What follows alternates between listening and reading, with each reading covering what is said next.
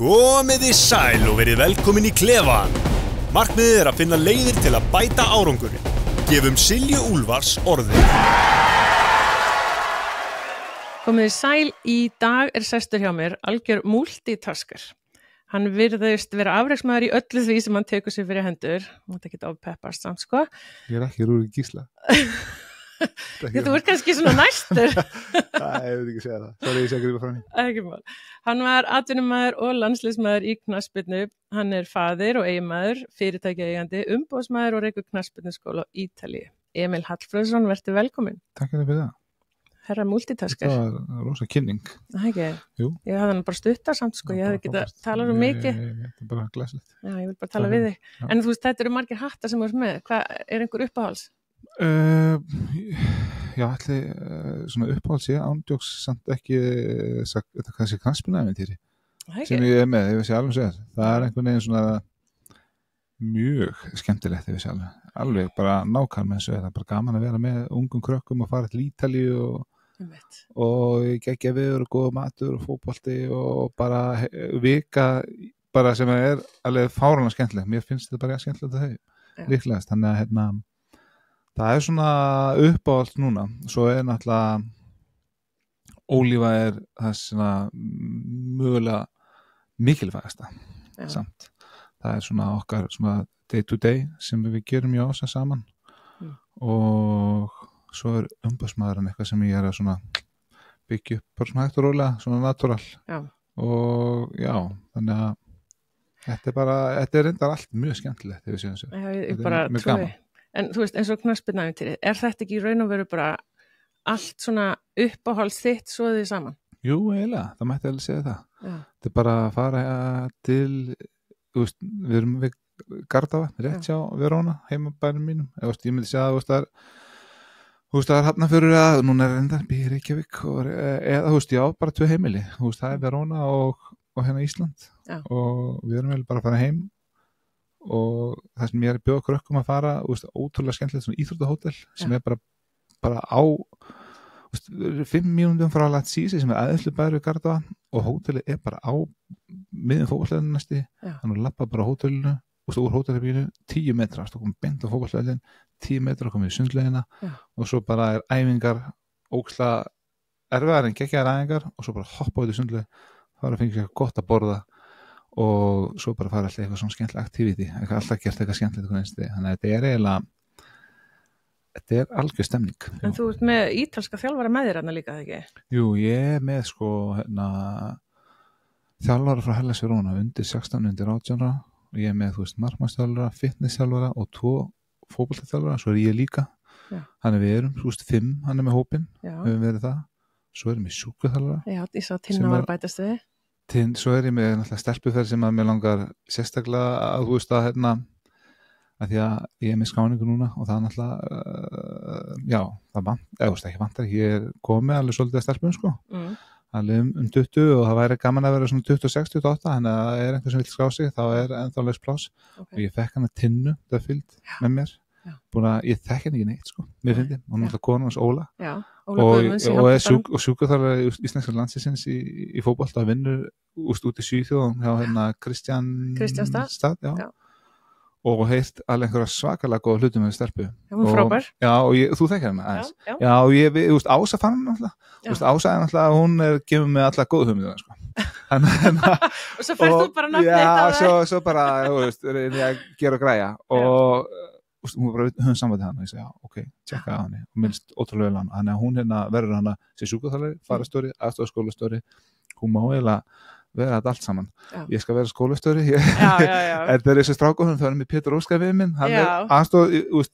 farastóri ekki kannski alveg rétt orðið það aðstofskólastjóri og við gerum þetta saman strákaferðinni ég og Pétur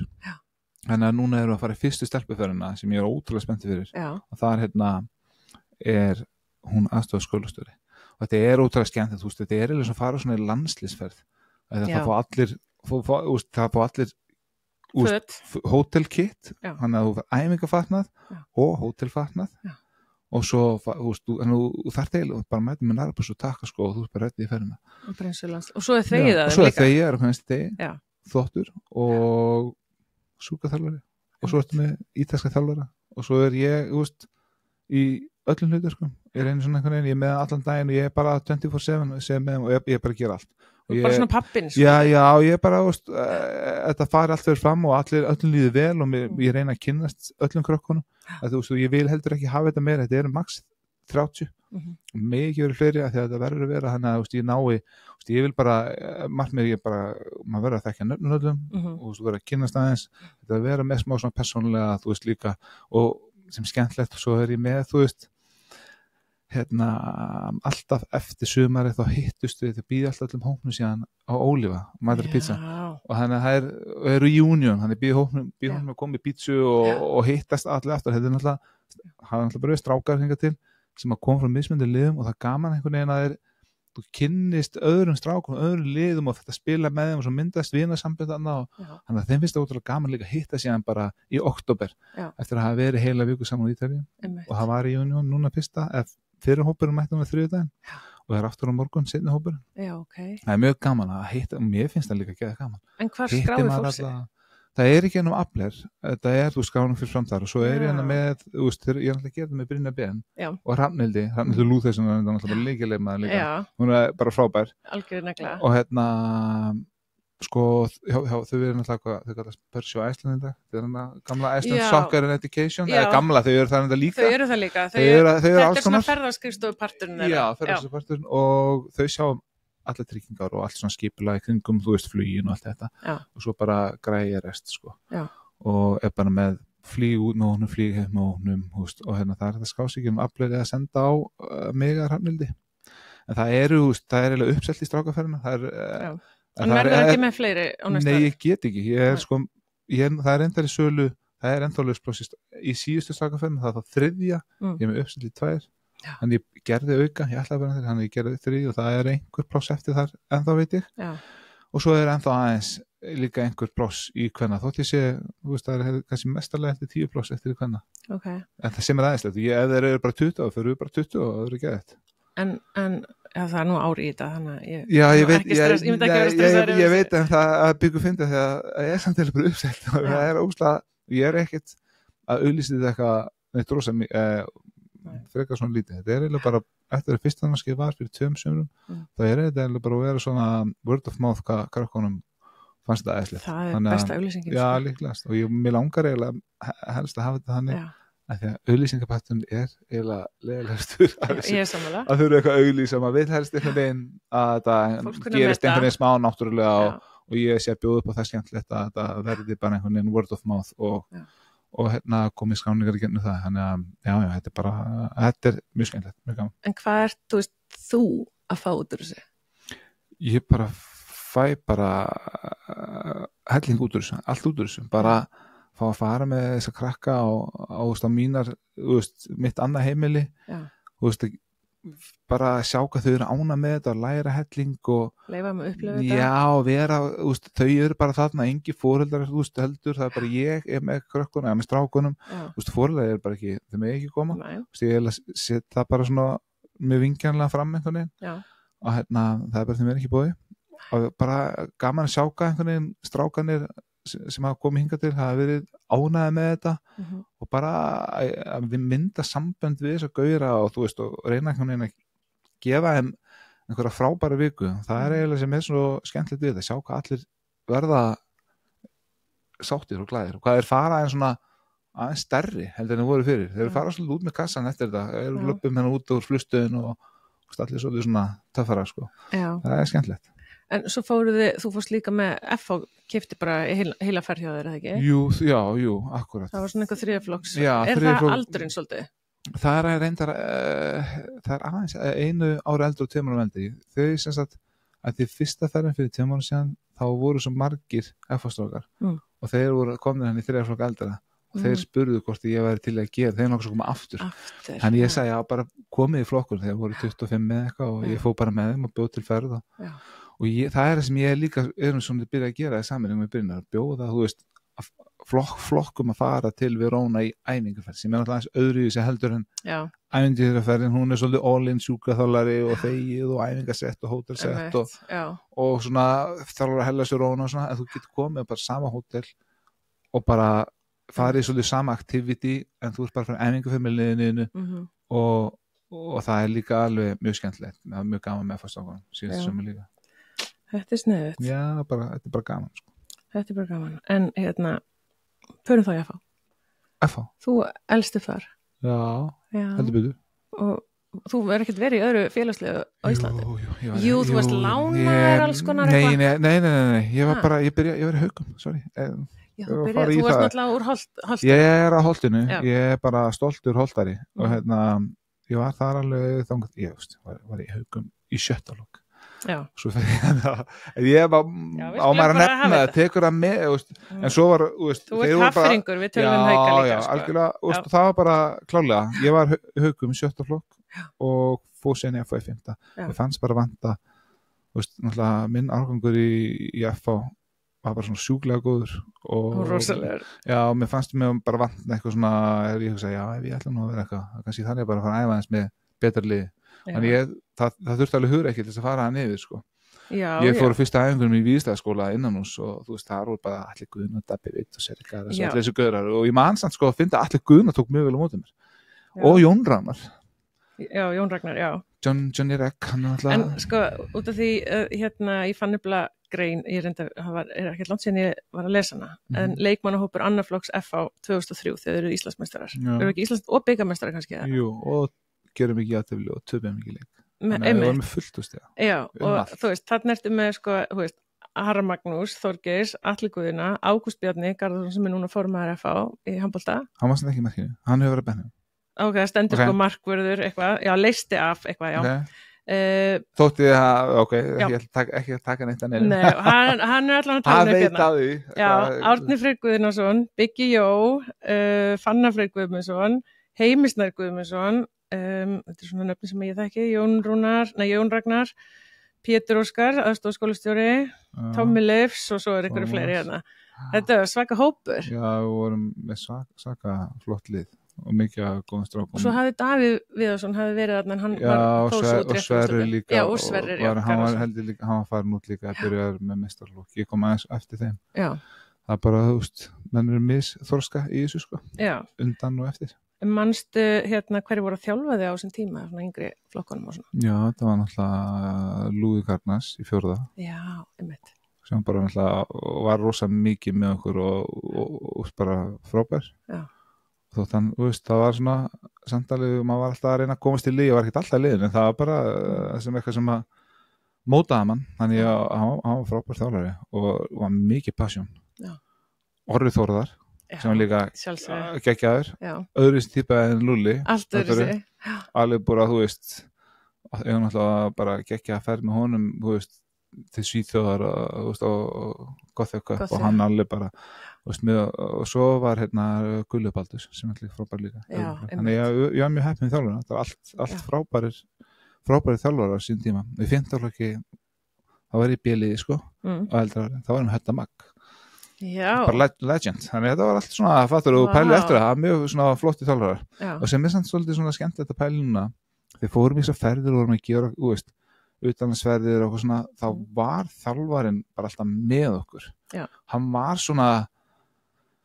hann var ekkert eitthvað, í dag er þetta svo breytt, minnst það svolítið svona berandi stundu sko. Í dag er þetta bara þjálfarinn þeir bara fara á okkur mót og svo er þeir bara mæta bara í leikina eitthvað svona, kannski 3 leikir á dag, svo bara fara upp á hótel og svona, meðan hini fara síðan bara í einhverja gistingu og svo er bara farastjóra með krakkan allir daginn og eitthvað svona. Þetta er miklu minna persónlegt. Fyrir mig í dag þjálfari, þeir eru bara legend, þeir eru maður kynntist þeim, ég held að málega í dag og það hefur mikið að segja fyrir stráka, kynnast þjálfarum og vera með einhverja fyrirmynd þar. Í dag er þetta alltaf mikið eitthvað svona, þú veist, þjálfarinn, þeir sjá hann eitt tíma og þekki hann ekki neitt. Það er eitthvað utanlandsferð og hann er bara, þú veist, upp á hóteli og kemur svo í einhversa leiki og svo eru bara einhver 2-3 foreldrar með krökkunum. Þetta var ekkert svona, ég skilja líka, svo það segir, maður er svona rættið þá, menn þetta er illa borga og svona jari og svona, þetta er svo mikið að leikjum og svo brálega að gera, þeir get ekki líka að fara svo gistu í skólunum með þeim, eða fattaru. En samt, þú veist, kannski 3 leikir og FH fór með hvað, 3 lið í fyrra? Þú varst hana? Ég var hana. 3 leikir á dag, 4, það var 2020 líka? Já, 2020 og svo 2030. Ok, skilur ekki máli, þetta einhver leikir. Svo bara, hver var þjálfarinn? Sáttu svo bara með mér einhver staðar. En ég ekki að segja bara FH, þetta bara allstaðar. Mér finnst þetta, ég var til í einhvern veginn svona, ég ekki vera að væla yfir þessu, en mér finnst þetta svona, það vantar einhver svona, þeim stundum vantar fyrirmynd í þessu. Og þetta líka sem ég hugsaði í þessum fótboltafærum þegar ég bjóð okkur að koma til Ítalíu að æfa. Ég bara hands-on og ég bara available og ég segi við krakkana, strákana, komið og spjallið eða eitthvað, ég vil fá að kynnast þeim, ég vil gefa þeim ráð, með einhver spurninga og ég vil spjalla, þannig að það þetta, að fara í einhverja ferð fyrir stráka með einhvern sem hefur reynslu hafa verið atvinnum 20 ár og hefur spilað, hér og þar. Ég held að það sé alveg svona allan að lífsreynsla og eitthvað svona upplifun og vissuleiti og einhver virði í því fyrir strákan að koma bara að spjalla og hvernig fórst þú þessu og hvað var þín leið og ég með einhverja fyrirlestra og segja hvernig mér fannst, hver mín leið var að þessu og að peppa ég gati þetta, þá geta þeir þetta það bara þannig og svona ég að peppa á þannig að ég bara, ég reyna að vera svona eitthvað svona ekki segja að ég reyna að vera eitthvað sem vantar inn í yngri hókastar en ég reyna að vera eitthvað svona heil vika með mér og ég bara, mér langar að þið sjúi í sig alla vikuna og reyna að fá upplýsingar sem vonandi nýtist þeim seinna mér. Ok, og þegar þú ert þá að ræða við þá og ert með þess að þá fyrirlestra á eitthvað svona, hvað það sem að þeim finnst svona merkilegast eða mikilvægast? Veit það ekki alveg nákvæmlega, þeir samt bara svo segja hann kannski ekki mikið, menn eru svona misopnir og lokaðir en stundum margir hafa komað bara upp að mér og vilja taka spjallið, maður heyri í þér eftir til að ræða við mig Hefur ekki að þóra að koma og spyrja ég segi við þá líka, menn að þið þóru ekki komið spurningar eftir fyrirlestan, bara komið til mér eftir á látið mig vita, pikki í mig, maður ég tala við þá eftir og það eru margir sem nýta sér það og þá eru bara spurningar frá allu sem eru bara eðlilega góðar og mjög skemmtilegar en allar valið það er engin spurning eitthvað vitlaus að þetta svo fjölbreytilegt leiðin misjöfn í að verða einhverju atvinnumæður ekki atvinnumæður eða hvað sem þú vilt verða þetta ekki bara spurning þetta ekki eitthvað og ég hef alltaf sagt þetta, þessi námskeið ekki eitthvað kottið Emils og vertu, þetta ekki verið sem ég endilega vertu ekki atvinnumæður kottið Emils, eftir eina viku þá áttu miklu meiri síðan sem var atvinnumæður þetta ekki þannig, kottið mín og þetta verður skemmtileg vika og þetta verður ævintýri og það það sem en ég samt hvetja að krakkana að þau með að treyma stórt þau stórt þessi fótbolti eða eitthvað annað eiga eima hæ og leiðin bara hlykkjótt og alls konar og það þannig ég bara segi frá mínu þetta var alveg algjörlega upp og niður og endalaust þetta var endalaust bara þetta en eitthvað sem útrúlega skemmtilegt það gengur vel, það var óslega gaman það gengur illa, það var bara að það maður svolítið einhvern veginn að reyna að finna út úr hvernig ég ætlaði að komast aftur og lappir og læra því en og þegar ég stundum með einhverju svona fyrirlestur og eitthvað og mér finnst nefnilega krakkar ofta ekki þóra að spyrja og þá segi ég alltaf bara, sendi mig bara á Instagram og ég skal, þá svara ykkur ef þið þórið ekki að koma. Já, akkurat. Þannig að mér finnst það má klálega koma út og ég gera það líka við það en að því svo byrjaði að fylgja með Instagram og ég fylgja það tilbaka og ég með svona einhverja 80 gauðra, einhverja sem ég fylgja á Instagram og ég maður að læka og maður að peppa og svona eins að reyna að gera það ykkur líka. Það gott að hafa gott fólk í sínu horni, og maður vill alveg gefa það að sér en þú varstu snemma bara góður? Ég var mjög góður í Haugum svo fór ég og það var erfiðar að að það voru svo margir góður þar en ég hafði eitthvað en ég var engin snillingur engin svona, ekkert eitthvað fenómenal, ég var alltaf með góða tækni og eitthvað svona og klálega margt sem vantaði upp á þess að verða eitthvað, það var ekkert eitthvað Emil hann verður, þessi verður, ég var ekki barnastæðna bara 15 flokki, það var ég bara í bíli og eldra ári og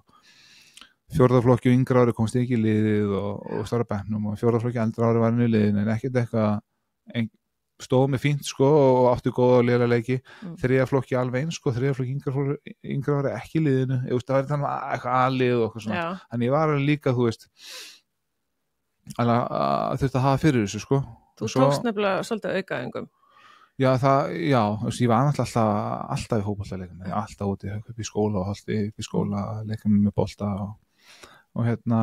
mjög mikið í fótbolta og langaði mig mikið að verða eitthvað og bæta mig og svona, svo þegar maður byrjar einhvern veginn að þroskast líka aðeins andlega og byrja að fatta, maður þarf virkilega að hafa fyrir þessu og þá einhvern veginn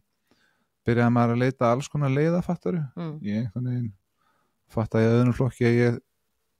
þyrfti að bara einhvern veginn að vinna í hraða og reyna að styrkja mig og vera sterkar og sneggri og fór Einas og Einar Þór algjör snillingur bara geggjaður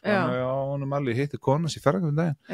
hún kom upp með ég haldið konas og bara konas Einas ég var einmitt að knúsa hann bara í fyrra dag hún var svo ánað hún skildi kynna sig fyrir mér ég svo bara Einar, maðurinn er bara geggjaður hann margt að þakka og hann bara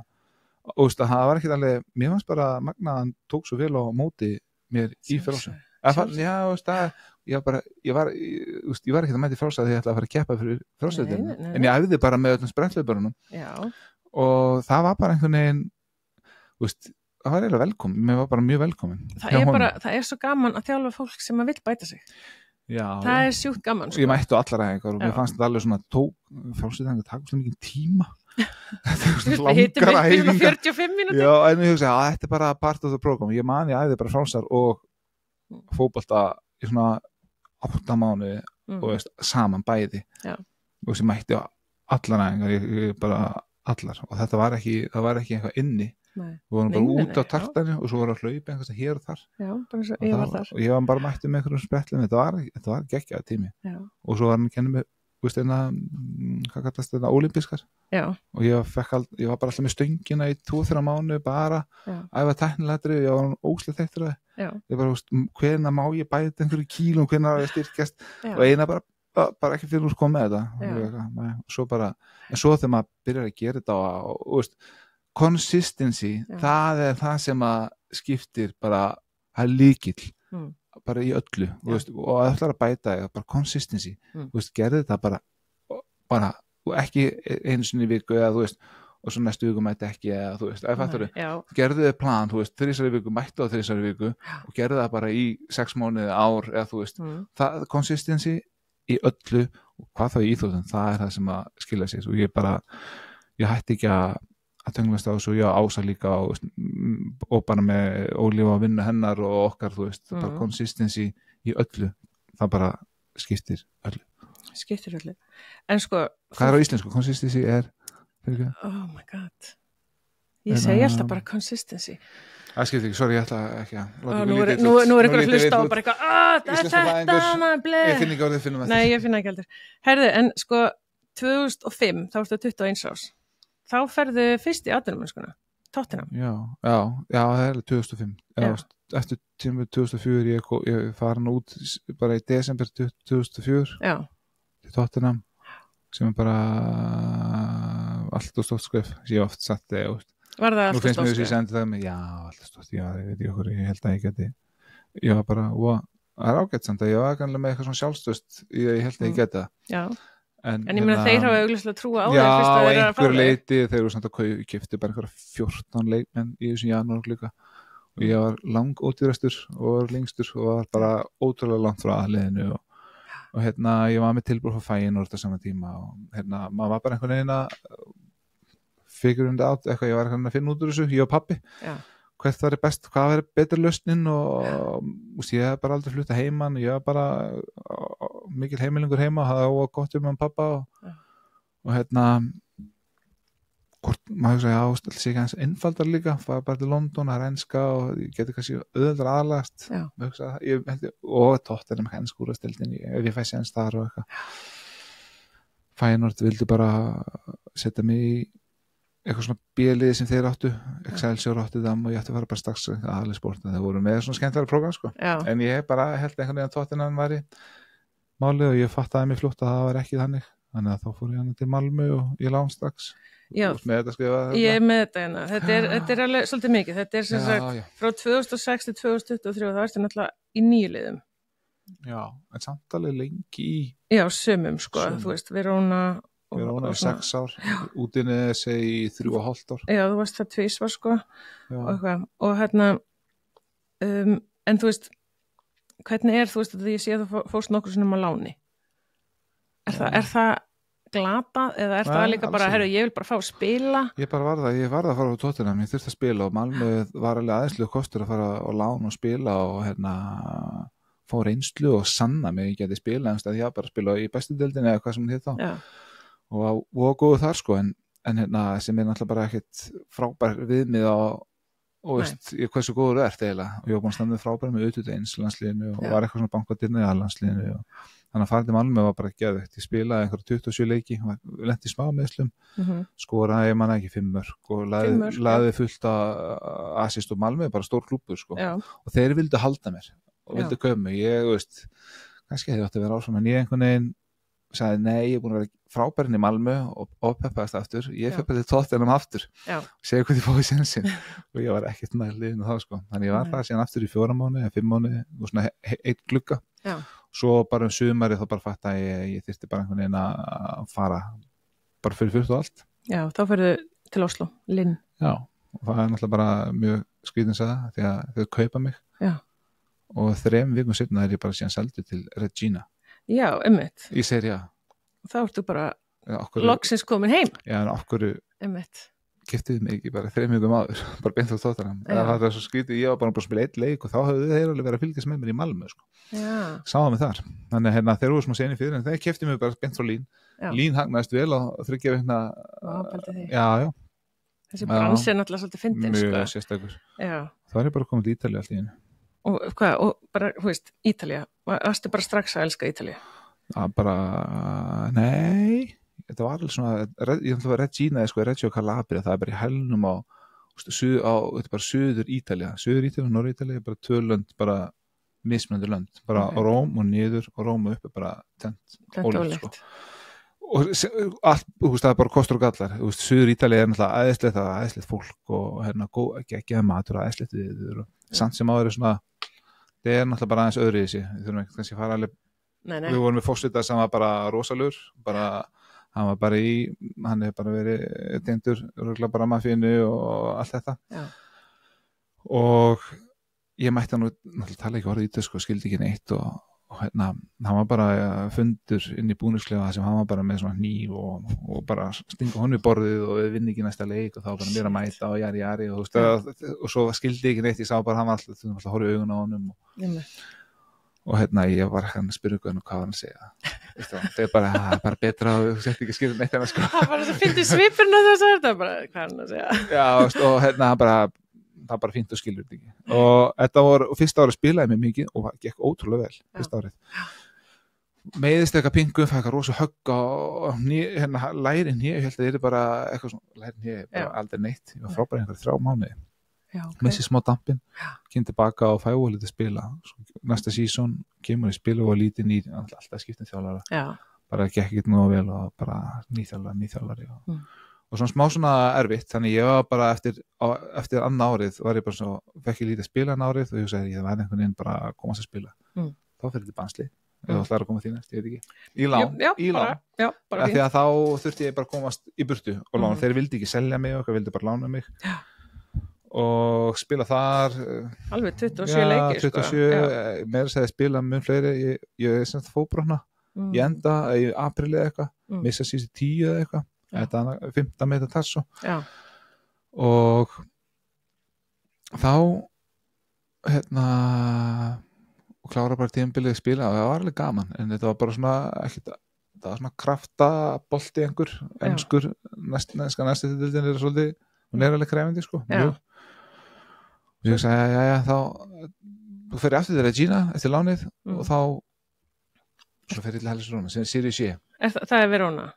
Já, Hellas Verona, já. Og það fyrst lánaður og svo ertu keypti bara. Já, Hellas Verona, ég var alltaf komið til Regina aftur, þeir komið til Serie B og ég er búin að segja frá það, minnst ég svo endur taka mig. En þá vildi eitt Serie A-lið fá mig eða Serie C sem Hellas og það Serie C-alið, fyrir Serie A-lið gat bara ekki ákveðið sig og það bara komið síðustu klukkutímanir og þeir bara bítu, þú veist þetta, við ætlum að fá þig eitthvað. Ég gat ekki beðið annarkvæði verið áfram með Regina eða fara til Hellas Verona, Serie C ég sagði bara ég verð bara að breyta tek sénsinn, eiga að vera flott og klúbur vissi að bara með það stuðnismenn og var búin að vera einhver algjörlega lægð í nokkur ár og ég fer þangað sem náttúrulega reynist að vera sem bara besta skrefið ferðlunum, spila náttúrulega alltaf bara líkilmaður og í síðu deildinni við förum beint upp í síðu B og ég leif maður ásins og jari og svo fyrst árið síðu B töpu í play-offum og koma strax í síðu A og svo árið eftir fyrir upp í síðu A þannig að tók bara, og þegar við komum upp í síðu A þá kemur umbóðsmaðurinn til mér og segir að þegar við erum í bílnum nýbúin að skrifa undir hjá Sirius í Hellas, þá hringdi þetta Sirius að liðan og sagði, við klárum dílinn þannig að hann fórði ekki að segja mér að fyrir 2 árum eftir af því að hann bara shit af því ég var allir bara mætti Sirius 7 og mér fannst þetta vera bara þá var ég bara herri, þetta bara líf og dauða nú þarf ég bara að fara að spýta í lóðan að það ekkert gengur og Ása bara að þarf ég bara að fara aftur henni Íslands og ekki bara fara aftur í námið mitt og klára það, við vorum alveg bara svona krossgötum en við ákveðum að keyra á þetta saman og hún náttúrulega bara mín lukka í þessu öllu saman líka hún hefur þeir að kynast bara þegar þú ert að fara til Ítalíu já, ég er rétt sína, þeir eru bara að kynast þannig að hún er algjörlega mín lukka í þessu öllu saman bara mín stóð og stytta og stuðningur í þessu öllu og hún segir bara, já við bara við kýlum bara á þetta, tökum hérna Verona og sjáum hvað gerist sem að var síðan bara allir föttu ván, það Norður Ítalía bara váka aðeinslega, þannig að þetta geggjað borgin aðeinslega og stuðnismenn geggjaðir og alltaf fullu völlur í síðu sé og við vorum bara gekk svona nokkuð vel þannig þetta reyndist algjört lukkuskref af því að við vorum konum bara í séri A á 3 árum innan 3 ára og svo spilaði það í séri sé í önnu 3 ára eitthvað og svo seldi þetta út í Nesi.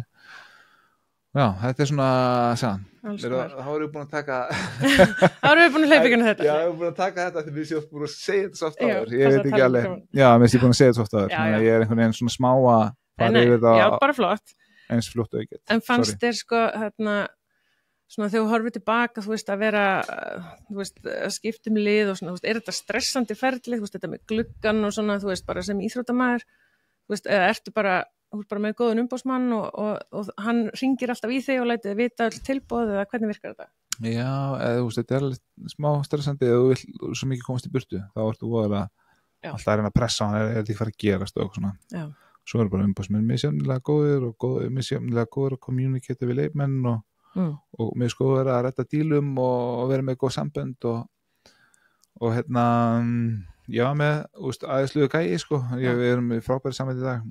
og ég segi þetta við hann með þess að hann er að klárlega geta gett betur fyrir mig á nokkur tímum nokkur svona ákveðum momentum í ferlinu á mínu ferli en þetta bara samt sem áður er bara ótrúlega þakklátur fyrir ferlin og allt sem ég hef gert og ég er rosa sáttur með þetta eftir að þetta er búið frábært ævintýr og ferralag og búin að læra helling á þessu og þetta er búið að fara með mann á alls konar staði og ég er rosa bara glaði með þetta. En nú varstu með svolítið marga þjálfara þá og kynnist mörgum þjálfurum. Þegar þú horfir svona tilbaka á þetta þegar maður svona á alltaf einhverja uppáhals og svo tekur maður eitthvað svona alltaf frá hverjum og einum og svona eitthvað. Hvað er það svona fyrir þér? Hvað er góð þjálfari? Þetta er fyrir mér er þetta ekki droslega erðsvar en ég held að góði þjálfari sé hann þarf að vera góður að kommunikata leikmenn ég held að það minnst skipta ótrúlega mjög máli hann þarf að vera góður stjóri eða góður framkvæmdastjóri eða hann þarf að vera svona góður líder bara eins og vinnustað hann þarf að vera góður að halda öllum á tánum og tala af alla og fatta gera en grein fyrir að þótt þessi ekki byrjunliðinu þessum ekki byrjunliðinu þeir þurfa að vera klára og þeir hafa mikil hlutverk og ekki bara þeir sem er bænt tala aldrei þá og tala bara við byrjunliðu og svona þannig að minnst mannleg samskipti þá lára að vera ótrúlega mikilvægt ég held að þessi stærsti þátturinn að því að getur verið ótrúlega góður út á vellið með frábæra æfingar og rosalega góða taktíska sín og allt þetta en þú ert síðan bara ótrúlega lélur að kommunikata við leikmenn og halda mönnum tánum þá fellar hitt svolítið þannig að auðvitað svo þetta vera með góða fótboltapælingu og vera góður að einhvern veginn að transmetteri hvað segir maður færa það yfir og ég tala bara ítalska svona fótbolta að færa það til að leikmenn skilji hvað þú vilt fá og hvað hans sínar hugmyndir út á vell, þetta skiptir það mál líka en ég held að þjálfari hann þarf að vera með svona góðan balans í í mörgu þannig að það ekkert svo sem eitt en jú, eitt samt sko að vera með góð samskipti já, í sammála skipti rosa miklu máli. En langar þig til að fara að þjálfa? Ég hef alveg oft hugsað að mér væri til í það stundum en það er ótrúlega bindandi það það sem að, það sem ég sé eftir ég sé bara búin að 20 ári er ég bara búin að vera alltaf bundin að fara að æfing og ég var aldrei að fara ég geta, fara í smá frí eða ekki, nei, bara höfum alltaf fengið bara 4-6 vikur á sumrin og svo er ég bara bundin alltaf árið mestarlega 1 frídagur í viku og stundum bara fastur á hótel þegar töpum leikjum, hafa bara refsinga allir á hótel og eitthvað svona þannig að ég hugsa, ég er bara ekki allan að klála ekki tilbúin í þetta strax þess að langaði mig fyrir að fara svona meiri umbóðsmennsku og svo erum alltaf með svo erum alltaf bara með fyrirtæki sem skiptir, eða sem er að vaksa á dafna og við þurfum að hugsa vel um það líka og það þarf að setja tími það og sem er á svolítið svona okkar priority staðan ekkur núna. Þannig að þú ert ekki næsti þjálfari FH? Nei, Dabbi er ekki búin að hringja í mig og ég var ekki á listanum ég er ekki að fara í þjálfun ekki eins og stendur en mér finnst það alveg svona þetta er alveg svona áhugavert ég veit ekki hvort að ég er góður í því ekki mér finnst svo bara náði að blanda þessum ferðum einhvern veginn sem að leiði mér að vera spánsson þjálfur og vera svolítið í fótbolta og vera í góðu veðri og svona einhvern veginn náði einhvern veginn að kompa á þetta inn þannig sem að er að svona svalar en fótbolta þosta minn í bili. En segðu mig frá umbóðsmennskunni. Já, það er bara þú veist, það er einhvern veginn sem þarf aðeins að koma bara meira svona gradually. Já, ég þarf að fá, ég er ekki ennþá komið FIFA réttindin, ég þarf að ná ákveðnu prófi sem er mjög erfitt og ég þarf að taka það fyrst og gera það, en ég er að hjálpa nokkur leikmönnum og ég er með svona mínu umbóðsmenn sem ég vann með úti. Já. Þeir eru svona einhvern veginn, ég er svona að hjálpa þeim með svona hitt og þetta en það er eitthvað sem ég svona hef áhuga að gera gradually, þetta þarf að gera svona step by step, en ég vil ekki fara heldur full force inn í þetta fyrir en ég er orðin kom með FIFA agent license og það vonandi gerist það næstari. Ok, þetta er búin að vera að læra? Já, ég skal viðurkenna, ég fór í þetta ég náði ekki, ég gerði einni vilja mikið en ég er búin að fara í þetta þetta er eitthvað svona 80% fall eða meira, ég er eitthvað svona ég segja frá því, þetta er bara ég bara náði ekki og ég var samt búin að læra og búin að vera einhverju námskeiði og allt þetta er svona, þetta er miklu þetta eru sko einhverju 900 blaðsíður og alls konar spurningar og hefur bara klukkutíma 20 spurningar og mislangar og það er verið að reyna að flækja fyrir þeir eru bara að reyna, sem er alveg fínt þeir reyna að sikta út allt þetta lið sem að vilja umbóðsmenn eigi ekki að vera það sko. En þess vegna fer ég bara aftur í þetta og næs og vonandi bara næst en þetta er alveg miklu snúnar ég held. Herru, ég skal þá líka opna mig út af því að ég var að ná umbóðsréttundum í frjálsumíþróttum hjá alþjóðlega frjálsíþróttasambandinu en ég féll í fyrra skipti. Já, ég held að þetta ég bara, þetta var ógeðslega mikið að lesa einmitt og ég þurfti að svara 90 spurningum á 2 tímum og í fyrra skiptinu þá sem sagt var búið að segja við mig og það stóð einhvers staðar að þetta væri 60 spurningar þannig ég tímasetti með það, þannig ég náði ekki að klára prófið fyrra skipti. Ég náði ekki heldur núna, það var ein spurning sem að bara ég var búin að svo þessu skrítið, það gerir þetta að það er svona prótómer, ég það geta alltaf ekki ennum 12 og það er hort á, ég ætti að stilla símanum og hann getur ekki svindla, ég er einhverju svona lokuðum skjá sko, svo er tími á skjánum og sér hvað mikið, svo hvarf bara tíminn ég var að reyna að kommunikata við þessa konu sem var frá, ég veit ekki hvaða land hún var frá og hún er að horfa okkur 4 í einu og hún er ekkert að svara sér það eru tíminn hvarf, hvað ég mikið eftir ég er að einbinda mér því líka og að reyna að svara spurningum bara shit, hvað er að gerast þannig að þetta það var snúið, en ég er, þú veist, ekkert svo sem að þetta eigi við því, en það var bara byrjandi að hafa ekki náði strax en það kemur bara það kemur þetta gerist, ég bara trust the process, þetta gerist þá að gerast og það er svo sem alveg nóg annað að gera við sér alveg sér og ég er bara einhvern veginn þann aðri hluti sinni þar að hugað þannig að það svolítið þannig. Bara fínt. En mér langar aðeins að vera í landsliðin. Okay. Þú kemur inn í landsliði, U17, 2000, U19, U21 og svo ertu komin í A-landsliði 2005. Okay. Ég skal bara halda fram og spila 73 leiki, átt 6 mörk í heildina fyrir íslenska landsliði, en í yngri flokkana svolítið samtals og eitt geggjað mark á móti Spáni í Euro Qualification. Það hefur verið skemmtilega að eiga fleiri mörki, en ég var heldur en rosalega gólskóri sko. Ég var miklu meira að gera stóðsningar. Já, einmitt. Og það er bara alltaf. Það get ekki allir verið í öllum hlutverkum. Nei. En þú veist, já, gott að blessa, en þú veist eins og EM 2016, það er náttúrulega bara geðveikt mót. Þú veist, og þannig þú byrjar í landsliðinu 2005 og svo allt í einu smellir allt saman 2016. Hvað er það sem gerst? Það bara kemur eitthvað svona nýr kúltúr með hún las. Það bara tók til í öllu og tók til í öllu mentality og allt í kringum innan sambandsins og einhverjum organisation í kringum ferðalög og setti bara einhverjum nýjan standard sem það hefði aldrei verið, þú veist, þetta var Dome Johnny, það var, þú veist, organisation og það var bara einhvern veginn og menn voru bara stilast út á hótelum og fara jammið eftir, þetta var eitthvað svona alveg bull og tímanbili og sem bara, þú veist, átti sér bara galið ef hann pælir í eftir að menn hafi, það er bara eins og það er og hann bara breyti ekki svona kúltunum og það bara sjáum bara strax að það hafði áhrif og sjáum bara, við erum alltaf ná einhvern ánægri og svo auðvitað er einhver kynnslóðskipti og koma nýja leikmenn inn sem eru frábærir og þetta aðra út sem voru reyndar líka alveg frábærir því að því í 2005 og svona það voru fullt af einhverjum geggjum leikmennum, hetjum og veist, en ég held að það hefði bara ekkert verið með rosalega það var ekki nógu góð skipulagning og mögulega kannski ekki rétti þjálfararnir sem að þú veist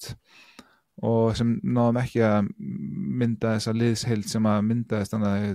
frá 2014 og 2013 til síðan bara 2020 hvað sem það var síðan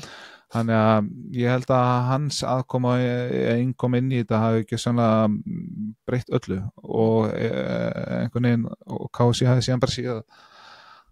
þetta var eitthvað sem að þurfti að gerast eftir og náttúrulega eru ennþá og eru náttúrulega bara þú veist það bara breyttist allt einhvern veginn ferðalög og beinflug í leiki og eitthvað svona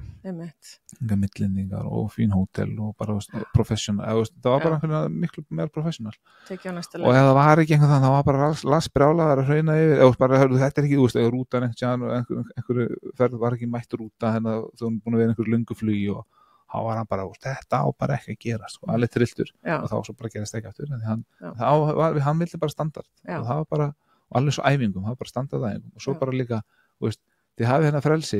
það eru hérna á hótelinu, þið megið fara út og svona, en þið eru komin heim klukkan þetta og það var enginn alltaf inn eitthvað pæla eftir einhver leika ekki að kíkja að jammi, þetta var bara, það var enginn að pæla í þessu. Það var bara breytist, bara frábært. Ef þú horfir á þetta, þú veist, hvernig býr maður til liðsheild? Svona, einhvern veginn. Fá alla bara til þess að margsæl fær bara alla til þess að allir eru bara á sama bát rugga í sömu átt og hann bara bjóð til einhver svona reglur og reglur ekki reglur, jú og svona ætlaði að gera þetta og hann bara með kynningu hvernig ætlaði að gera þetta, allt var rosa einfalt leistundum eins og ég var bara einhver svona barnaflokk, þú veist, hann var bara einhver svona með einhver svona hugtök sem maður hefði heyrt en maður alltaf byrjaði að trúa þeim þarna hjá honum og hann náði bara að selja prógramið sitt og gera það ógeðslega vel og fór bara einfalleika og spila okkar styrkleikum og bara gera það fórnlega vel og hann hóskilu, svo kom Heimir og gera það sama, sko, eða þú veist bara Heimir lærði bara í gennu Lars og bara bætti síðan sínu tötsi við og gerði svona aðeins öðru í sig en held þessum prinsip, þú veist, aðrum bara sem grannlega leikmannum leið vel með bara öllu leið bara rosalega vel með þetta og veist, svo bara gekk óslega vel, það var náttúrulega ekki annað hægt en að liða vel með það. Nei, nákvæmlega, en þú veist, þegar landsliðsjálfari, þú veist, hann er að fara að tilkynna lokahópinn fyrir EM. Þú veist, vissir að þú værir alveg, varstu öruggur að vera í honum, eða hvernig leiðir? Já, ég bjóst alltaf, já. Eða, þú veist, ég bjóst aldrei að vera ekki í honum, en ég náttúrulega var ekkit endilega, ég var ekki aldrei viss hvað þið í byrjuninu, það alltaf annað en ég að vera einhvern 22 mann hópi með hvað fórum margir já, ég var eiginlega bara mjög öruggur með það. En þetta að hérna, þú veist, ætli ég sé byrjunarliðinu eða ekki, þú veist, hvernig líður manni þegar maður svo bara ekki byrjunarliðinu en því finnst þú að ég að vera auðvitað? Það bara ömulegt. Hvernig tækla maður það? Það bara, ekkert að gera? Mis erfitt að tækla hversu, maður reynir einhvern veginn að gera sig í gang og það bara mis erfitt en maður reynir bara að halda haus og reynir að vera flottur þegar maður kemur sér inn og allt það fattur en þegar þú ert bara einhvern veginn svona keppnismaður þá bara ekki annað hægt en að vera fúll sko. Þú veist, maður bara í þessu einhvern veginn að spila og vill vera inn á og maður vill einhvern veginn sanna sig og auðvitað maður ekkert stundum á maður bara skilu að vera bænnum, ég er ekki að segja að maður alltaf að vera í liðinu og ég átti ekkert alltaf skilu kannski eða ég átti stundum skilu að vera bænnum alveg på þetta og stundum fannst mér ég að vera skilu í liðinu og þá var ég alveg bara ótrúlega fúll og það er alltaf einhvern tíðan það er oft sést á manni fattari en maður reyndi að gera sitt besta í þessi að vera góðu liðsfélagi og allt þetta sem maður var en við erum, þú veist, fótbolti þetta er liðsíþrótt, þetta er líka rosa mikið einstaklingsíþrótt. Já. Af því að ef þú ert ekki í liðinu og ef þú ert ekki að spila reglulega og þá bara ferð á bekkinu og þú ert á bekkinu og spilar ekki, þá fær ekki nýja samning og ef þú ert ekki á bekkinu í landsliðinu og spilar ekki, þá bara kannski verður ekki hópnu næst og þú veist, fattaru, þú verður bara, þú ert alltaf í eilíðri baráttu, sko, að sanna þig og halda þér í liðinu og fá nýjan samning og að fá betri samning og þetta er eiginlega rosa mikið sem gleymir stundum fótbolti er mjög mikil einstaklingsíþrótt líka þótt þessi liðsíþrótt það er það en hérna þú veist þegar þú færð að vita að þú sért ekki í liðinu er það bara að fundi með öllum eða er þjálfarinn að pinga þig og svo bara sorry þú ert á bæknum það er bara misjafnt eftir þjálfari eiginlega stundum er það daginn fyrir leik og stundum er það bara rétt fyrir leik það er bara misjafnt hvernig þeim pitsuðu þetta upp það er rosa misjafnt en þarna í Fraklandi við erum í F-riðli endum í öðru sæti Ungverjaland, jafntefli, Portugal jafntefli, Austurríki, unnum 2-1 komum þau í útslatakeppnina gegn Englandi hvernig líður maður eftir leika svo Englandi vinnum þá náttúrulega 2-1 Já, stæðilega bara að spyrja samt vitlausum mann sko. Ég var bara bekknum eitthvað svolítið pirrar að spila ekki sem er eiginlega pingu fáránlegt við vorum að vinna England og ég er bara eitthvað svona pingu mér langar að vera meira með okkur er að fattaru og hérna ég var alveg sagt það en fyrir mig var bara óslega erfitt því ég spilaði ekki neitt eiginlega og að því að hún spila ótrúlega mikið undankeppninni og hún standið mig vel svo kom bara mót og ég spilaði ekki neitt þannig að það var svona súrsett rússíbana tilfinning allt saman en aðeinslegt ég auðvitað samglættist í liðin og geggjaði fengum og vorum bara komin þvílíkt sem var bara æðislegt en þegar þú stundum á bekknum þeir líður ekkert alltaf eins og sért algjörlega partur af þessu sko. Þetta er bara eins og úr ég veit það ekki við getum mörgulega ekki ég veit úr kannski hérna í bórhlaupsliðinu og það er 50 hlaupari það hlaupari 4 og þú unnu og þú bara hvað ég fæ ekki velun á penningin ég veit ekki hvernig þessu lýsast þetta er alveg svona smá svona þetta er alveg að þú ert það er í svona baráttu endalaust þetta er bara einhvern veginn keppnis sem að þú ræður ekkert alltaf við Nei og líka bara þú veist þarna ertu líka kannski bara hátapli ferilsins og bara auðvitað finnst manni að maður er að vera aðna Já og stundum hefur maður bara klálega rétt fyrir þessu stundum hefur maður bara rátt fyrir þessu og áttur ekkert kannski var bara lið það var mögulega betra hana en ég átti bara mjög með að díla við það þá Ef þú horfir tilbaka heldur að þú veist finnst þér ennþá þú hefði þú verið rétti maður þannig inn á eða ertu kannski alveg kannski skilja hana þetta gekk bara frábærlega svona en ég hefði mögulega þú veist svo fyrir hana HM og ef við fyrir til það þá spilaði við Argentínu og gerum eitt í tjáttabli og hérna frábærleikur ég og góður og svo detti út úr liðum og nýgari næsta leik ég hefði verið þar en ég er ekki að segja að það er breytt endilega út í leiksis en ég hefði til hans þar átti ég bara að skilja verið liðinu og það bara allir þú getur spurt hver einasta mann það er bara ég átti að verið liðinu þannig að þetta var hérna það er eitthvað svona dæmi sem að þá þurfti ég bara einhvern veginn að kyngja því ég er ekki liðinu þá er maður bara algjörlega skúli fúli hérna bara ótrúlega pirraður en auðvitað á saman tíma erum að HM sem er bara eitthvað svona fáránlegt afrek fyrir Ísland að reyna að styðja eðlalið sem ég reyndi að gera og gerði en hvernig var að spila á Argentínu? Bara aðeinslegt ég var alltaf endur upplifa það ótrúlega gaman Er þetta svona, þú veist, þarna eru hetjurnar mínar, þú veist, verður maður eitthvað svona smá stressaður eða, þú veist, þarna ert þú bara fótboltamaður á grundvelli? Já, ég var klálega, ég var mjög stressaður fyrir leiki, stressaður, það var bara svona rétt svona spenna og bara stembenna og adrenalín og alls konar, ég var svo sem ekki það ekki að hann hetjunar mínan, ég hef aldrei átt svona hetjur mikið. Nei. En þannig bara spilum við sakarlið á HM og þetta bara í Moskvu og þetta bara geggjað og maður finnur bara adrenalín og það kannski eitt af því sem ég sakna svolítið eftir fótboltan sakna ekkert rosalega mikið að bara spila einhverju svona að því að endaði sem fyrir Serie C sakna ekkert mikið að spila þá leiki sakna þess að spila stóri leiki sem gaf þér eitthvað svona fárlega mikið adrenalín og þú varst bara eitthvað svona fórst á eitthvað annar level og þú veist fórst svolítið svona bara að bóða af einhvern veginn og það sem ég sakna svo ég fór yfir í annað. Nei, allt í góðu. En já, þannig maður saknaði kannski smá bara svona stressaður fyrir þetta. Já, það er þetta þrill. Já, það er svona eitthvað svona ákveðið stresslevel sem er ekki beint stress sem maður verður hættur að stressa, þetta var bara svona tension, ég langaði að standa með, þú vildi standa það spilingar leikina, HM, öll þjóðun og horfa og þú bara þurftir að standa þannig að þú bara auðli sko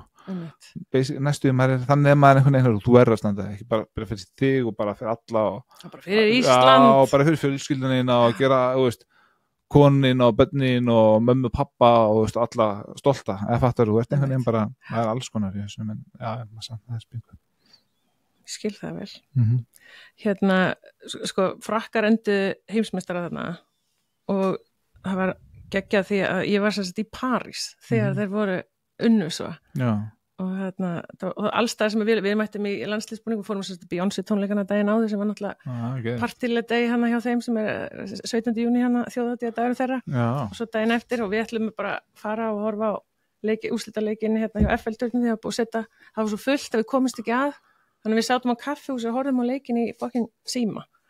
Já, það voru ekki einu svona sjónvörp á börum eða neitt til að horfa á leiki samt að allt fullt eitthvað þetta var magna, allir að taka vikingaklappi alls það sem við komum og manna 5 ljósara stelpur þeir stálið á okkur, það var rosalegt já, ég var búin að sjá það svona hér og þar það er eiginlega smá vandræðalegt já, þetta er smá öllilegt smá svona kannski taka það á eftir líka já, það ekki, já, við erum að taka þetta það er Frakkland, Ísland, Frakkland ég er að fara leikin, ég er hérna hvernig líst þér á landsliði núna? Bara vel, mjög fullt að góða. Nú er eitthvað að gerast líka hjá þeim. Vonandi. Maður nú er það svona eftir útgáðanleikin. Jú, það er eitthvað svona gott væp í kringum þessa stráka. Og þeir eru ótrúlega mikið á rosalega flottu fótboltamönnum. Þannig sem er að bara standa sig ótrúlega vel, bara út alla Evrópu og heim. Þannig ég er bara svolítið vona að þeir nái svolítið góða raunni. En bara sekjandi með síðasta leik. En það er bara áfram gakk. Það var vonandi náður að gera góða hluti kvöld þegar þú gerir mjög vel mútið frökkum síðast já, það var þetta geggjaður leikur mjög spenntur fyrir kvöldinu ég smá útúrdúr, ég vaknaði þess að í morgun og dreymdi að, ég veit að Lúkas er í banni ég var ekki búin að fatta það þá, en mér dreymdi að hann væri kvíðslit Andri Lúkas já, hann ég vaknaði í morgun já, ég alveg bara, dammit, hann er kvíðslitinn en svo er hann bara í banni sem betur fer en ég veit ekki alveg hvaðan þetta kom en mér fannst þetta bara svo smáfyndið hvað myndir þú segja að væri lykillinn að því að gerast atvinnumaður í fótbolta? Bara rosa erfið spurning það er rosa mikið bara hvað myndir þú byrja? Ég bara þetta er bara alltaf svolítið sumi tökurnar ég held að bara að fara svolítið á linn hafði trú á sjálfur hafði þótt að gangi illa haldu svolítið áfram, þetta skipt svolítið að halda áfram konsistið skiptir öllu máli haldu áfram þóttu sér að því svo eru menn bara mjög stað, bara líkamlega og andlega og sömið spilning út setna, aðrið fyrr þóttu komist í einhver landslið jari, þú veist, haldu bara áfram og það eru gaurur sem hafa ekki spilað einn úlingar landslið sem hafa síðan bara orðið atvinnumenn og orðið síðan bara leikjahaustu landsliðsmenn bara Íslands upphæði til það, eins og Birkir Már þannig að halda áfram, ég segi bara halda áfram alltaf, ég er alltaf að segja þetta bara ég segi þetta alltaf við Manuel haldu bara halda áfram verður bara þinni vegferð þú er bara þú og ég ætla bara að hjálpa þér þessu ekki bara þetta verður að vera skemmtilegt það verður gaman, ef þetta er ekki gaman þá er þetta ekki á réttum stað, þá verður bara að fara eitthvað annað það verður skemmtilegt og haltu áfram. Þú veist, þetta ekki alltaf skemmtilegt, fattaru? Nei. En það er fullt að líka svona krefandi verkefnum í þessu. En þetta bara svolítið svona consistency, verður með prógram, þú veist, reynda ekki að setja einhver svona markmið, lítið markmið en ég held að þetta svona, en það eitthvað gengur ekki upp að samt eru, ok, gekk ekki upp, bara áframgak, held áfram. Ég ætla að reyna og reyna að finna svona leið þú voru að fara öðru í þessi leiðir og pröfu eitthvað nýtt og, þú veist, að ég fari frálsari að ég fara einhverju svona styrktaþjálfun hérna eða hlaupaþjálfun þarna eða reyna svona að finna nýja leiði til þess að bæta þig. Ég held að þetta sé, ég pröfa, nú ætla ég bara að pröfa að borða ekki nammi eða þú veist, fara svona og finna ég að það hefur gott, eða þú veist, bara pröfa þess áfram en bara reyna að hugsa út í öll litlu smáti sem við getum mögulega að hugsa út í og að því þau skipta útrúlega miklu máli. Þetta er alveg svona, reyna að finna þessu litlu prósent, hér er það 1%, hér er 1%, eða prósent og svo er alltaf bara komið 10% og þú er bara að bæta útrúlega mikið sem leifmaður. Þannig ég held að þú er einhvern veginn að hugsa út fyrir rammann og þú er að fara út fyrir þægindarsónið en bara halda áfram og verður konsistent í því sem þú gerir. Ég held að það sé svona einhvern veginn að því að leiðin er bara upp og niður. Já, og engin leið heldur eins bara alls ekki. Nei, það er svona fyndið þinnlega og farað hérna nákvæmlega samanlega. En núna, þú veist, þróunin í fótboltanum, þú veist, nú er svo mikið nota tækni og þess að það er það, þú veist, mér finnst alltaf einhver sita í varmannaskýlinu að horfa á iPadana og þetta og hitt og mæla og þetta, þú veist, þú veist, þetta svona touch, er það að minnka eða erum við bara alveg í gögnum eða? Ég veit ekki nákvæmlega, ég er ekki alveg mikið inni í þannig að jú, þetta er tæknin alltaf, við getum ekkert einhvern veginn losna frá því en fótboltinn utan það aðeins að breytast, það voru svona meiri fysik, meira tækni, allir að hugsa eitthvað ball possession og og svona smá svona meira handbolti sko, menn að bara stimpla fram og tilbaka og lítið að krossum og allir alltaf fara í gegnum miðjun og fara í gegnum miðjan völlin og Pep Guardiola bjóð til einhvern nýjan fótbolta basically og það vil allir spila hann núna ég búin að heyra það. Já, en sko svona gögn og data og svoleiðis, jú, ég held að vissu leyti séu liðin eru mjög mikið að skoða þau sem stundum smá svona pirrandi að það er fullt af einhverjum þegar menn eru bara að byrja að horfa í hæð og þyngd og hraða og hafa leikmönnum bara 15 ára eða 16 ára í staðan fyrir að horfa á tækni og fótboltalega getu og eitthvað, því síðan springa þeir út síðan setna fattari.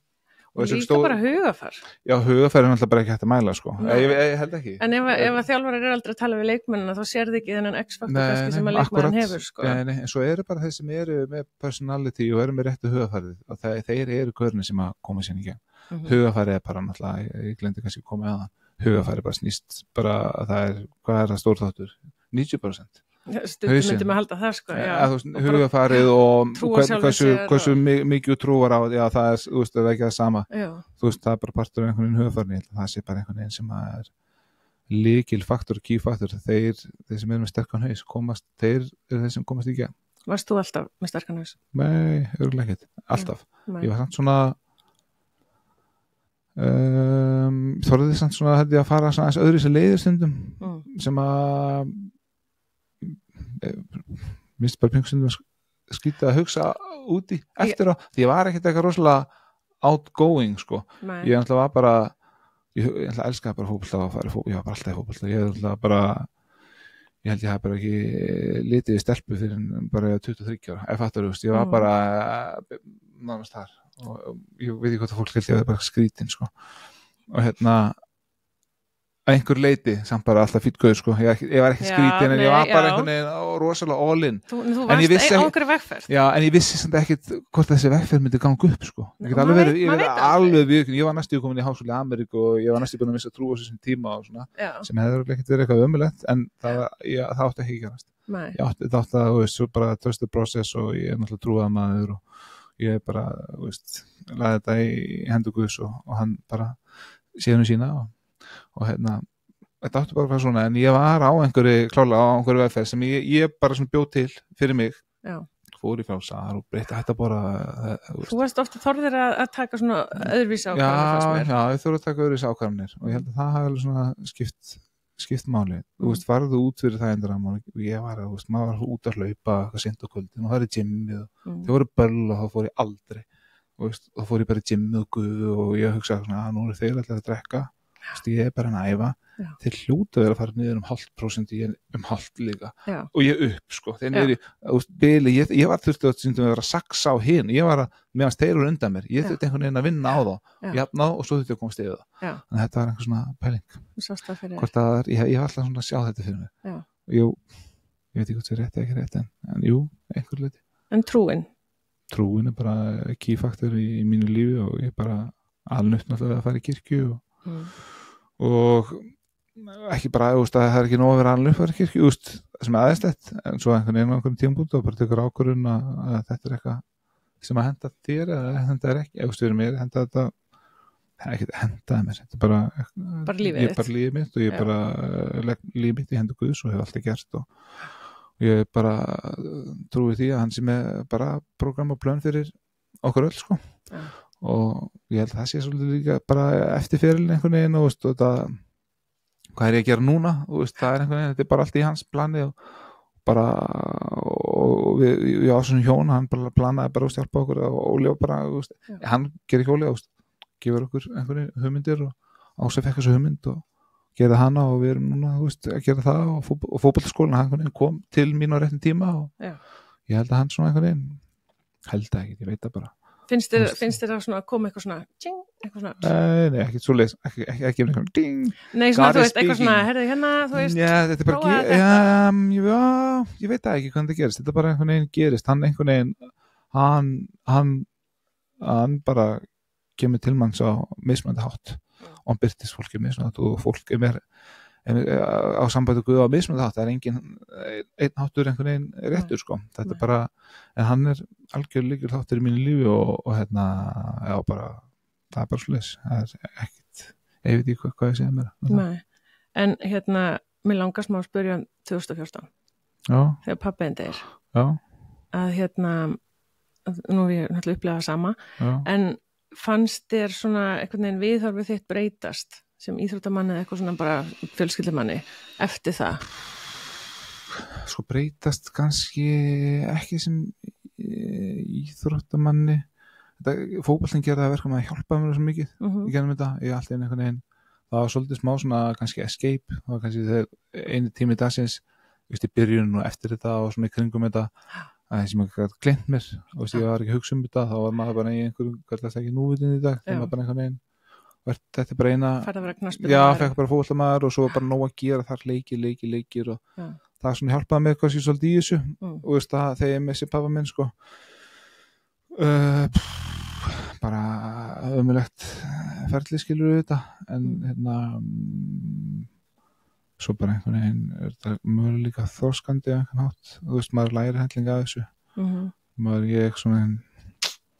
sko ég hefst að vera einhvern veginn sko mér fannst ég vera trúði enn meira eftir þetta gest mér fannst einhvern veginn það var svo alls konar svona í kringum þetta einhvern veginn sem að gera það verkum að ég segja að þú veist Guði til sko að hafa pottet að þú veist að mínum mati það var bara allt og alls konar þú veist ekki einhvern hátt var ég líka einhvern tíma búin að vera ósötur hann skildi ekki að lækna það sko að fattar maður fer þannig samt sama tíma svo að ég fattar en hérna svo gerði það verkum einhvern líka ég er ekki hræddur við að deyja ég held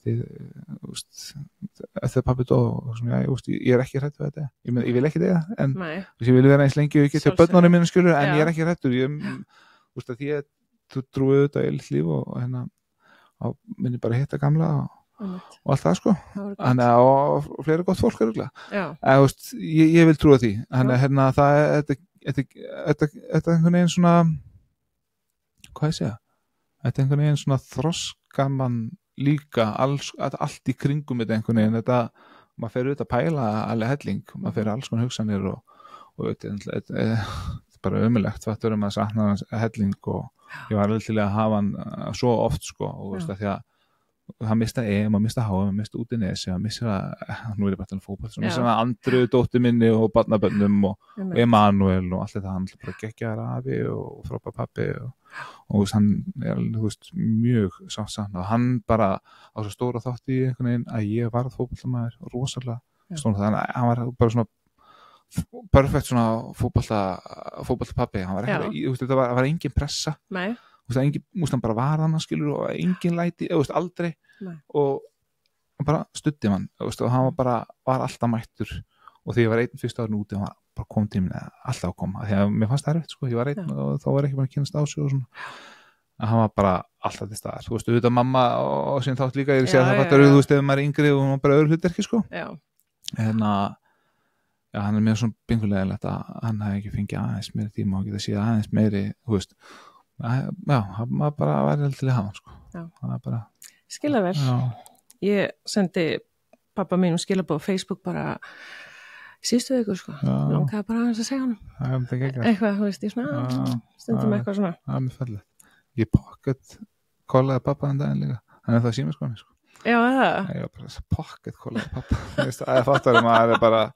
það er enda hrikalegt, ég þarf að skipta síma eitthvað, hann ómikið pocket calls já, hann vildi rúlega hindi sig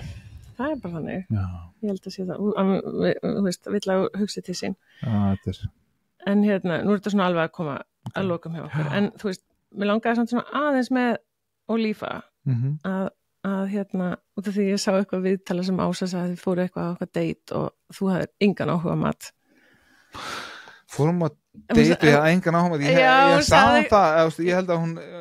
pælingi var held ég fórum að date, fyrst date fórum á Ítalíu Kristján Jóhans Ítalíu, fórum í Ítalíu og hún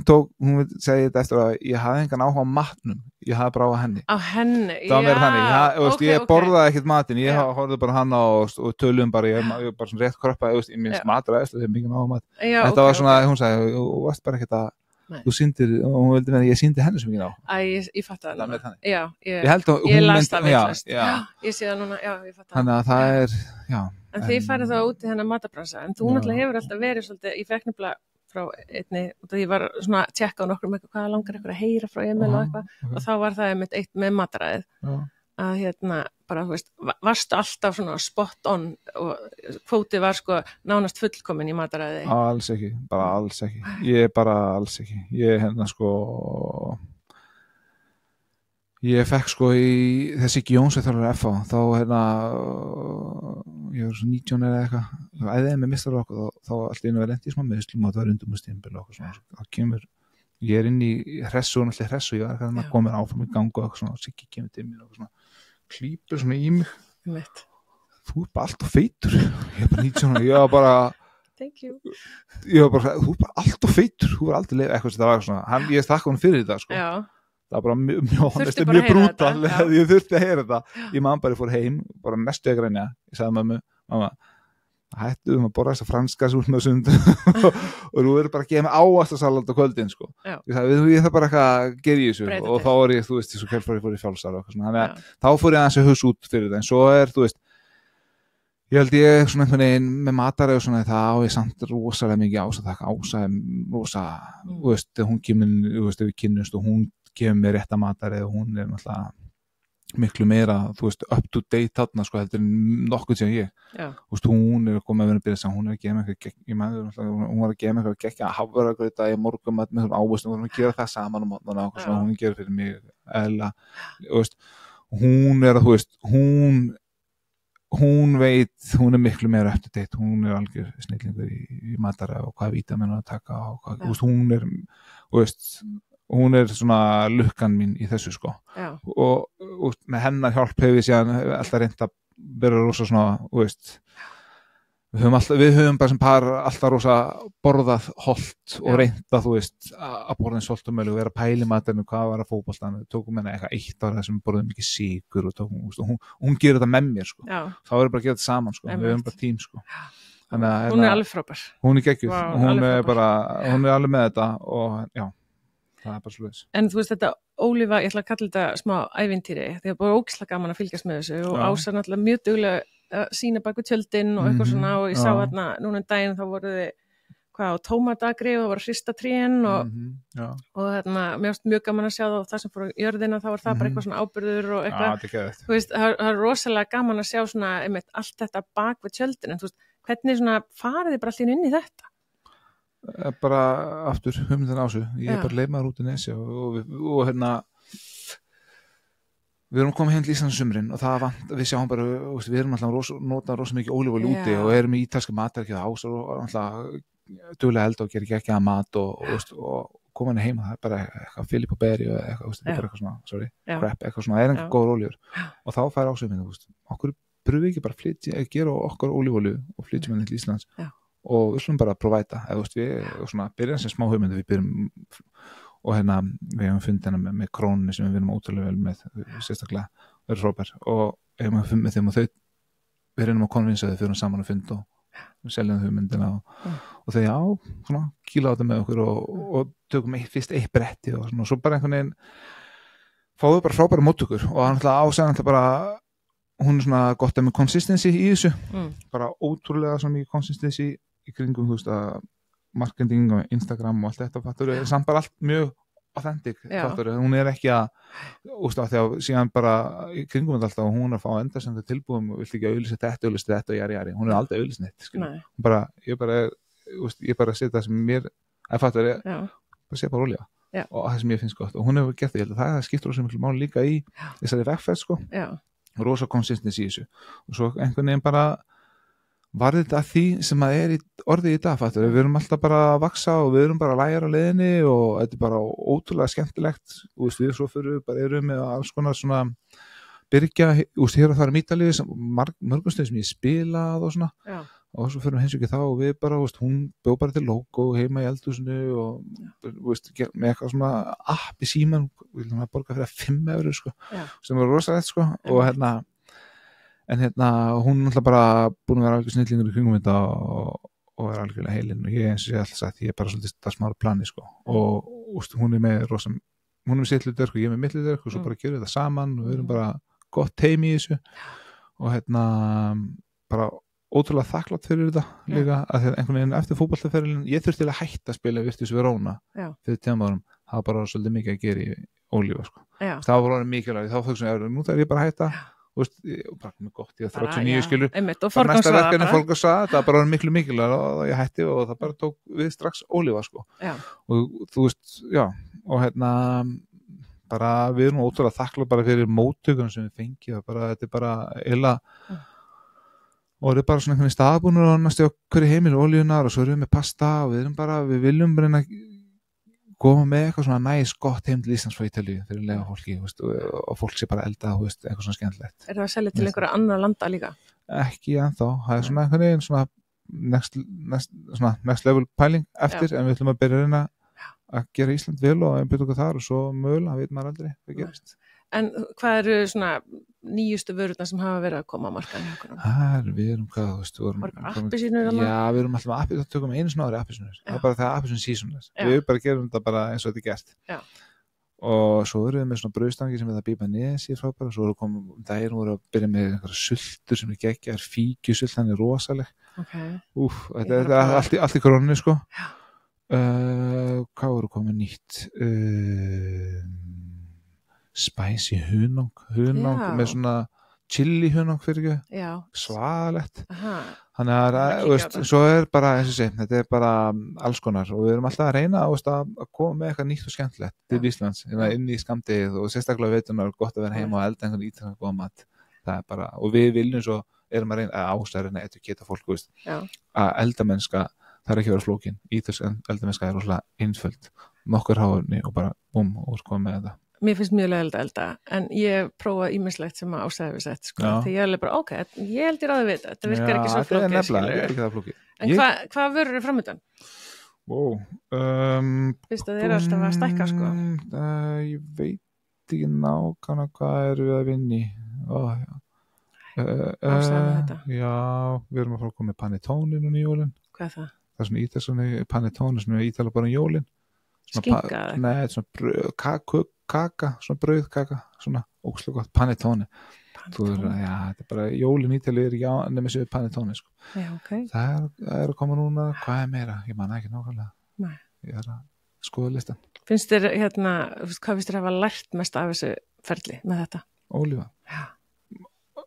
Bara með ólífa. Já. Það er líf eftir fótbolta. Mögulega hvað hef ég lært? Eitthvað ferlinu sem hefur komið óvart eða var bara það, þetta er bara, já, það er segið, það er bara hægt að gera alls konar þú hefur trú á því, Ása hefur bara trú á þessu verkefni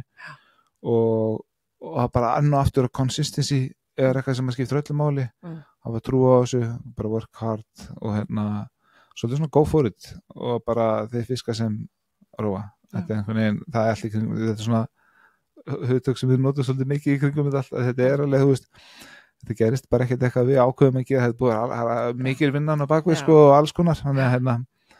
en bara, þú veist, bara þóra svolítið að þóra, taka skarið og gera eitthvað, ef þú gerir eitthvað og gerist eitthvað eitthvað svona sérstæð sem er framöndan hjá þér eða ykkur er þetta komið eitthvað nýtt verkefni eða ertu bara með fullt borð? Nei, þú veist, veit það ekki það er aldrei veit, ég er alltaf opið fyrir öllu skemmtilegu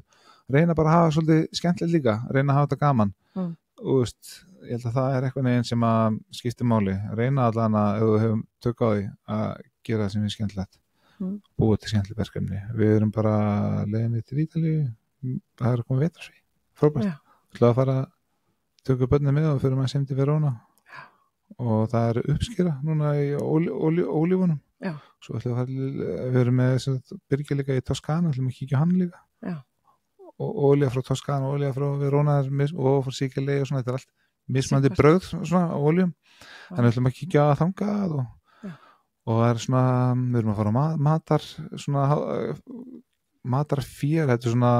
fullt af fyrirtækjum, þess að myndi gerast ég veit ekki hvað svona sýning, við erum að fara að matarsýning í Mílanó fyrst önlega komum, bara svona það er það sem er framöndan næstu vikum svo bara halda áfram og reyna að gera sér besta sko. Og þið takkir börnin alltaf bara með þetta allt og þau eru bara það er vetarfrí, það er þetta eini sénsinn sem við erum svolítið mikið fram og tilbaka þannig að við erum svo heppið núna náttúrulega nýfluttir Íslands eða á 1 ár og núna náttúrulega eftir að við fluttum að þá sko getum við stundum frábæra ömmur sem að sjá stundum börnin þannig þegar skólinn er að koma ekki en það er akkurat í vetarfrí, þannig nýtum við vetarfrí að kíkja út þannig við ætlum að fara alls saman og þá komaði bara með okkur í þetta sem bara held ég vonandi stemning fyrir þau það er gaman að gefa verið ljós þau eru bara aðeinslega sko. Einhver loka orð sem ég langar að segja bara go for it, takk fyrir að taka mótið mér þetta voru mjög skemmtilegt Takk fyrir komuna Takk fyrir að hlusta og gangiði vel að elta þín markmið Klefinn með Silju Úlfars